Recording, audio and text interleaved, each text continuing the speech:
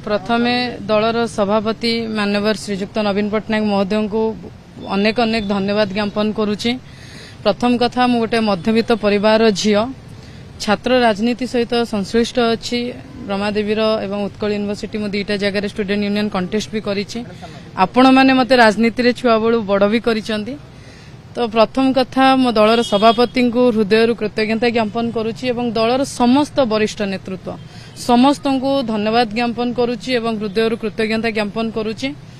बहुत बड़ दायित्व एवं मो ऊपर भरोसा करी जेहेतु दायित्व देइछन्ती माननीय सभापति एवं अन्य नेतृमंडली तो मुझे सत चेष्टा करी तांकर आशा विश्वास पर मु ठिया हेबी निहाती भाबरे मु तांको गर्वित अनुभव करबा पई चेष्टा करी।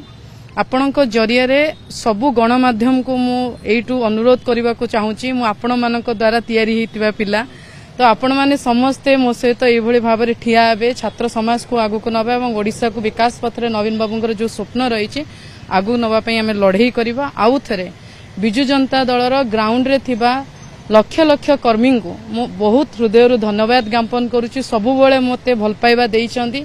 आगामी समय रे मो सहित एवं मते भल पाइबा देइकी आगामी समय रे ओडिसा को आउ दीपाद नवीन बाबूंकर सहित ताल मिलाइकी नबा पई चेष्टा करी। देखंतु आपण जेतिकी देखिचंती बिजु जनता दल एमती गोटे दल नवीन बाबूंको पाखरे समस्ते समान एवं वरिष्ठ कनिष्ठ किसी छात्र रे न थाए समस्ते आमे गोटिए जगार बंधा आइछु। जो वरिष्ठ मानक कथा कहउचंती मु समस्त सहित फोन ने कथा आइछि। समस्तंकर आशीर्वाद समस्त भल पाइबा समस्ते एकजुट हेइकि आमे काम करिवु एटा आमे संकल्पबद्ध।